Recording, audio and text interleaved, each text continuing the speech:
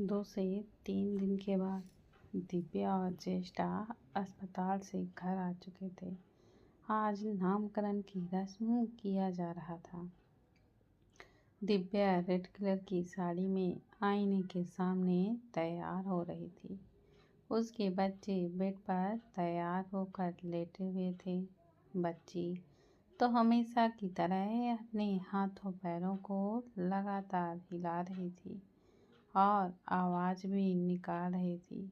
वहीं बच्चा शांत सा अपनी शरारती बहन को एकटक बस देखे जा रहा था। दिव्या माथे पर बिंदी लगाए अपने आप को अच्छे से देखती है कि तभी अचानक से आदित्य दिव्या को पीछे से उसके हक कर लेता है। दिव्या मुस्कुराते हुए आईने की ओर देखती है। आदित्य दिव्या के कंधे पर किस करते हुए उससे कहता है, wifey, I really miss you.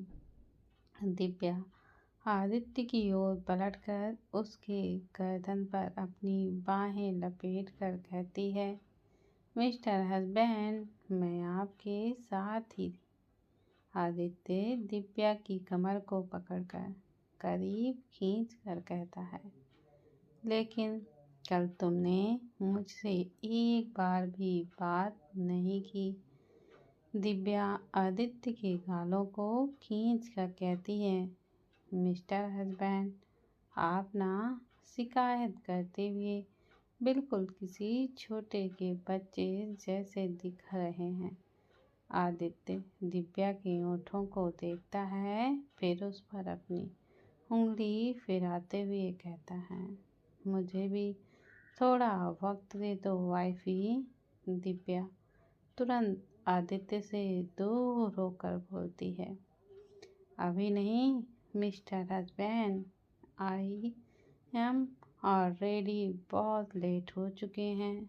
सब हमारा ही इंतज़ार कर रहे होंगे।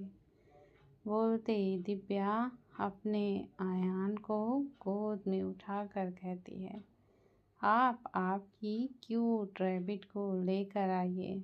दिव्या की नज़र आदित्य पर जाती है, जो इस वक्त गुस्से से अपनी मुट्ठी भींच कर खड़ा था। दिव्या नासमझी में कहती है, क्या हुआ आप इतने। वह इतना ही बोलती है कि आदित्य कांच की गिलास को नीचे गिरा देता है। दिव्या आदित्य का वही रूप देख पा रही थी जो उसने बहुत दिनों से नहीं देखा था। दिव्या सहमी हुई नज़रों से आदित्य को देखती है। अचानक ही उसकी नज़र आदित्य के हाथ पर चली जाती है, जहाँ से खून बह रहा था। वह जल्दी से आयान को बेड पर लेटाकर आदित्य के हाथों को पकड़ने की कोशिश करते हुए कहती है, ये क्या पागलपन है। दिव्या आदित्य का हाथ पकड़ पाती उससे पहले आदित्य अपने हाथ पीछे करके कहता है, जाओ, तुम्हें तो बहुत देर हो रही है ना, जाओ, अब यहाँ क्यों आई हो। दिव्या को आदित्य का ऐसा बर्ताव बिल्कुल भी अच्छा नहीं लगता है। आदित्य सोफे पर जाकर दिव्या की तरफ पीठ करके बैठ जाता है। दिव्या आदित्य के पास जाकर बैठ जाती है और एक बार फिर आदित्य का हाथ पकड़ लेती है। आदित्य दिव्या के हाथ को झटक देता है। दिव्या फिर से एक बार आदित्य के हाथ को पकड़ती है तो आदित्य फिर एक बार उसके हाथों को झटक देता है। तभी अनुज और रूहानी अंदर आकर कहते हैं, भाभी, दादी नीचे बुला रही हैं। दिव्या दोनों को देखती है, फिर आदित्य को एक नज़र देख कर कहती है, अनुज, रूहानी, आप आयान और परी को लेकर जाइए। हम थोड़ी देर बाद में आते हैं। अनुज और रूहानी हाँ में सिर हिलाकर दोनों को गोद में लिए नीचे चली जाती हैं। उनके जाते ही दिव्या आदित्य के हाथ को पकड़ते हुए कहती है, सुनिए ना। आदित्य फिर एक बार दिव्या के हाथ को झटक देता है। दिव्या आदित्य को देखकर कहती है, आप इतने नाराज क्यों हो रहे हैं? सब हमारा इंतजार कर रहे थे, इसलिए मैंने ऐसा कहा ना। आदित्य बेरुखी से कहता है, तुम्हारे पास सबके लिए वक्त है बस, लेकिन मेरे लिए 1 मिनट भी नहीं है।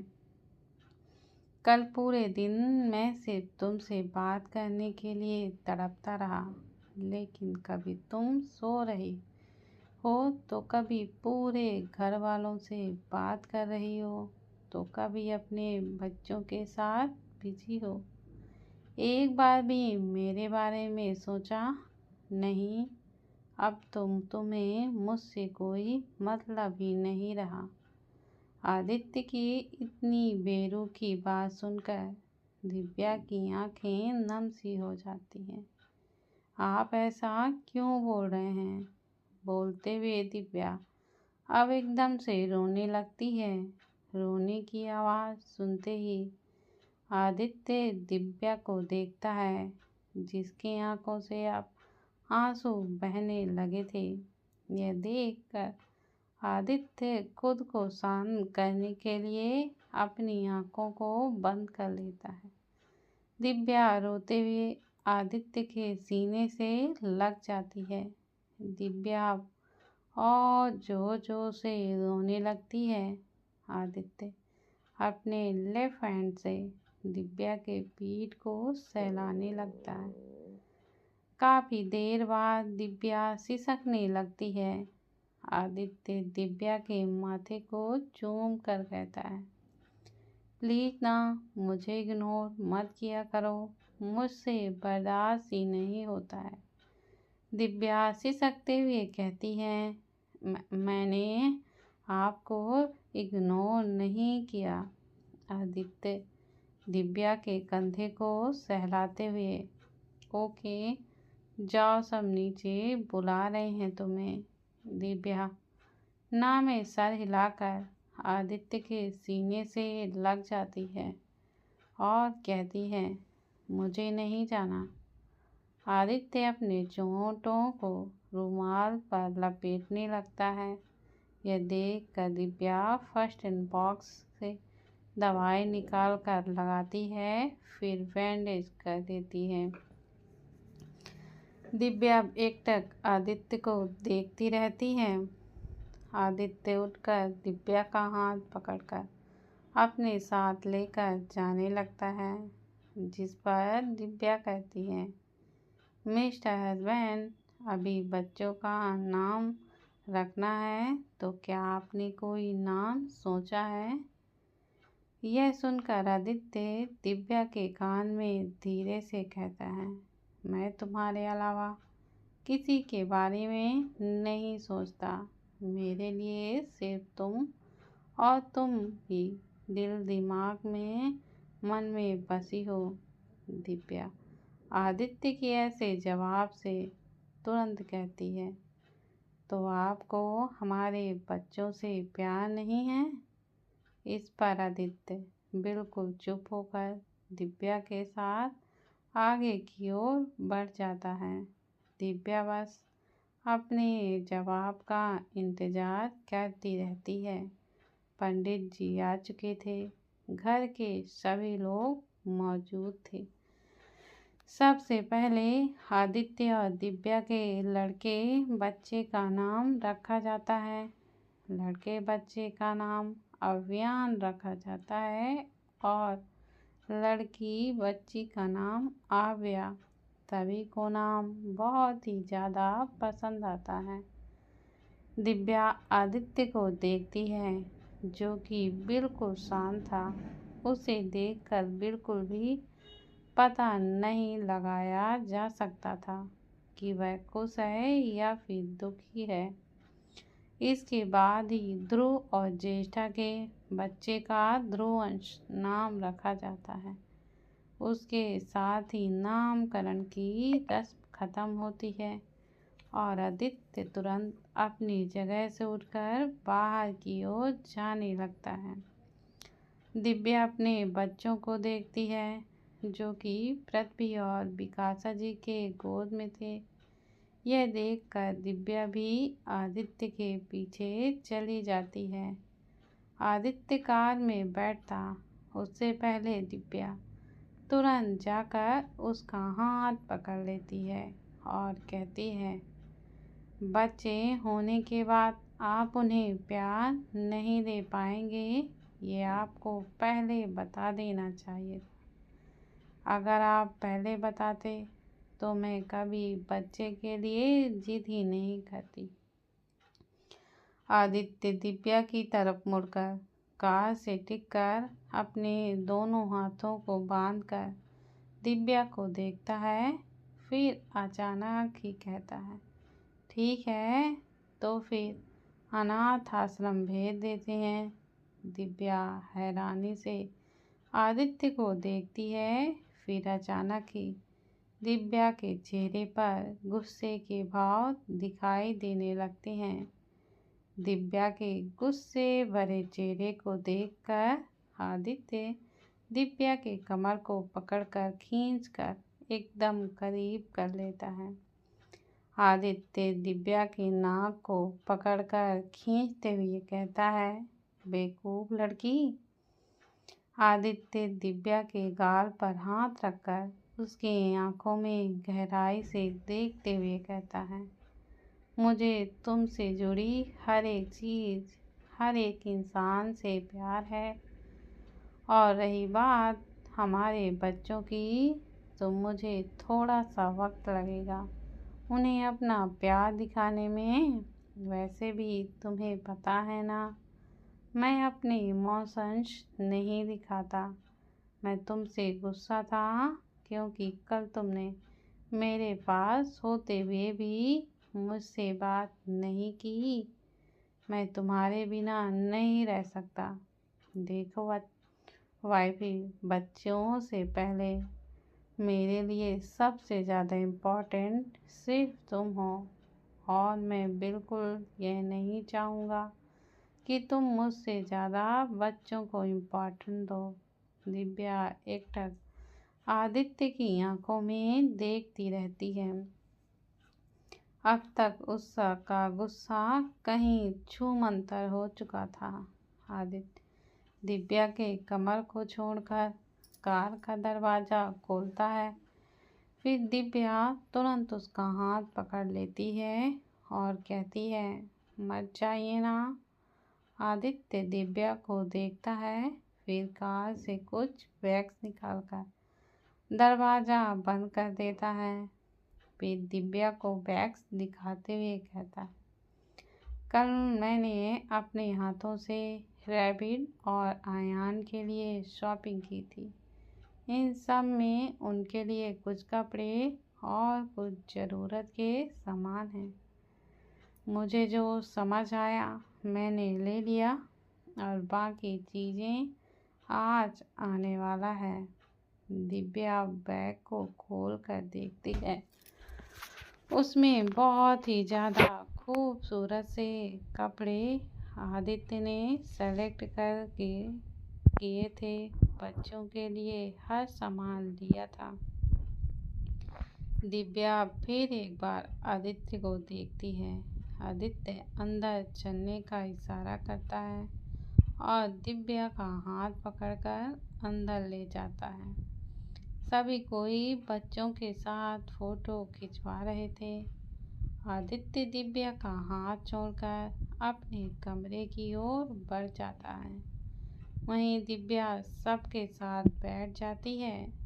तभी तमुना देवी जी कहती हैं, दिव्या, आपको बच्चों का नाम पसंद तो आया है ना? दिव्या मुस्कुराते हुए जवाब देती है, हाँ दादी, सच में आपने बहुत प्यारा नाम सोचा है। करुणा देवी ना में सर हिलाकर कहती हैं, मैंने नहीं, आदि ने। ये नाम आदि ने रखे हैं, मैंने तो बस बताया, सोचा तो आदि ने था। यह सुनते ही दिव्या की नज़र अचानक ही अपने कमरे की ओर चली जाती है। काफ़ी देर देखने के बाद दिव्या धीरे से कहती है, अव्या और आव्या जो हम दोनों से जुड़े हैं। कहते हुए दिव्या के होठों पर एक मुस्कुराहट आ जाती है। ज्येष्ठा इस पर कहती है, नानी ध्रुवंश तो आपने ही सोचा था ना। करुणा देवी एक बार फिर से अपना सिर ना में हिलाते हुए कहती हैं, बिल्कुल भी नहीं, ये तो ध्रुव ने हमें बताया। आप दोनों के पति ने अपने अपने बच्चों के नाम पहले ही सोच रखे थे। यह सुनते ही ज्येष्ठा की आंखें ध्रुव को ढूंढने लगती हैं, पर वह परिवार के बीच में शामिल नहीं था। अर्जुन के कमरे में शाम के वक्त अर्जुन कमरे में घुसता है। प्रीत बेड पर बैठी किसी गहरी सोच में डूबी थी। अर्जुन अपने दोनों हाथों को पीछे करके प्रीत के पास आकर बैठ जाता है और फिर मुस्कुराते हुए कहता है, जान तुम्हारे लिए एक सरप्राइज है। प्रीत अर्जुन को देखती है। अर्जुन कहता है, पहले अपनी आंखें बंद करो। प्रीत फिर भी अर्जुन को देखती रहती है। तो अर्जुन बंद करो ना अपनी आंखें। इस पर प्रीत आंखें बंद करती है और कहती है, क्या सरप्राइज है, अपने हाथ आगे करो। अर्जुन तुरंत बोलता है। प्रीत हाथ आगे करके कहती है। अर्जुन मुस्कुराते हुए पीछे से रिपोर्ट निकालकर प्रीत के हाथों में दे देता है। प्रीत अपनी आंखें खोलकर रिपोर्ट को देखती है। रिपोर्ट में लिखे शब्दों को देख प्रीत अचानक ही खुशी से उछलते हुए कहती है, Arjun, I am pregnant. Oh my God, thank you thank you thank you. Preet बहुत ही ज़्यादा खुश थी। अर्जुन प्रीत को खुश देखकर मुस्कुरा रहा था, लेकिन जैसे ही वह उसके कहे शब्दों को सुनता है तो उसकी भौहें चढ़ जाती हैं। वह भौहें चढ़ाए, ओ हेलो मैडम, ये सब जो हुआ है मेरी वजह से हुआ है। पूरी रात जागकर मैंने मेहनत की है, तो थैंक यू मुझे बोलो। प्रीत अर्जुन की ओर झुककर कहती है और उसके कान में कहती है, आपको थैंक यू चाहिए। इतना बोलते ही प्रीत अर्जुन के गाल पर धीरे से किस करती है, फिर जोर से बाइट करके हंसते हुए पीछे की ओर हट जाती है। अर्जुन प्रीत के हाथों को पकड़कर खींच लेता है और सीधा बेड पर लिटाकर उसके ऊपर आ जाता है। प्रीत हैरानी से अर्जुन को देखकर, अर्जुन, ये आप क्या कर रहे हैं? अर्जुन टेढ़ी स्माइल देकर कहता है, वही जो तुमने स्टार्ट किया है अब ख़त्म मैं करूँगा। इतना बोलते ही अर्जुन प्रीत के होठों पर अपनी होंठ रखकर किस करने लगता है, फिर अचानक से बाइट कर लेता है, जिससे प्रीत की आह निकल जाती है। थोड़ी ही देर में दोनों के कपड़े फर्श पर गिरे होते हैं और दोनों एक दूसरे की दुनिया में गुम हो जाते हैं। प्रीत की सिसकियाँ पूरे कमरे में सुनाई देने लगती हैं। इधर दिव्या के कमरे में वह देखती है तो आदित्य साइड में लेट कर एक टक ऊपर देख रहा था। अव्यान और आव्या भी बेड पर लेटे थे। दिव्या चलकर अपने दोनों बच्चों को झूले पर लेटा देती है और खुद बेड पर आदित्य के सीने पर रखकर लेट जाती है। आदित्य दिव्या को पकड़ लेता है। दिव्या आदित्य के शर्ट के बटन के साथ खेलते हुए कहती है, मिस्टर हस्बैंड, मैं क्या सोच रही थी कि हम फिर से एक बेबी करते हैं। आदित्य इस पर तुरंत बोलता है, बिल्कुल नहीं। दिव्या सर उठाकर आदित्य को देखती है। आदित्य भी अपनी डरावनी नजरों से दिव्या को ही देख रहा था। दिव्या मुस्कुराते हुए आदित्य के गाल पर किस करते हुए कहती है, आप बहुत क्यूट और स्वीट हो। आपको पता है, आयान बिल्कुल आप पर ही गया है, बिल्कुल शांत, क्यूट और स्वीट। मैं अपने आयान के लिए एक बहुत ही सुंदर सी वाइफ चॉइस करूंगी। आदित्य दिव्या के माथे को चूम कर कहता है, वाइफी। दिव्या तुरंत सर उठाकर आदित्य को देखती है तो आदित्य कहता है, क्या मैं तुम्हारे ऊपर ज़्यादा गुस्सा करता हूँ? आदित्य के ऐसे सवाल से दिव्या को कुछ समझ ही नहीं आता कि आखिर वो जवाब क्या दे। सच तो यही था कि आदित्य हद से ज़्यादा गुस्सा करता था।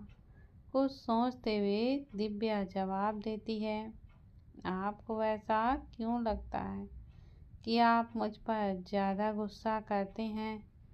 इस पर आदित्य को कोई जवाब नहीं देता और दिव्या को कसकर अपनी बाहों में भर लेता है। उसके इतना करते ही अब यह रोने लगती है। दिव्या खुद को कंट्रोल किए हुए थोड़ा भी नहीं हिलती। आव्या के रोने की आवाज़ तेज होने लगती है कि तभी आदित्य कहता है, वाइफी रैबिट रो रही है।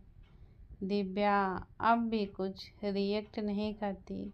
आदित्य दिव्या को छोड़कर उठ जाता है और आव्या को गोद में लेकर फिर एक बार दिव्या के बगल पर लेट जाता है। आव्या आदित्य और दिव्या के बीच में लेटी सो रही थी। दिव्या आंखें खोलकर आव्या को देखती है, फिर अपने ब्लाउज के बटन खोलकर आव्या को स्तनपान कराने लगती है। आदित्य एकटक आव्या को स्तनपान करते हुए देखने लगता है। वहीं दिव्या के गाल शर्म से लाल हो जाते हैं। आदित्य अब दिव्या को देखकर कहता है, वाइफी रैबिट तुम्हें ऐसे चूस रही है तो क्या तुम्हें दर्द नहीं हो रहा है? दिव्या आव्या को देखते हुए कहती है, अगर ये मुझे न चूसे तब मुझे दर्द होगा। इतना बोलते ही दिव्या आदित्य को देखती है। आदित्य दिव्या की आंखों में देखते हुए कहता है, मुझे भी भूख लगी है वाइफी। दिव्या हैरानी से आदित्य को देखती है तो आदित्य तुरंत दिव्या के होंठों पर अपने होंठ रखकर उसे किस करने लगता है।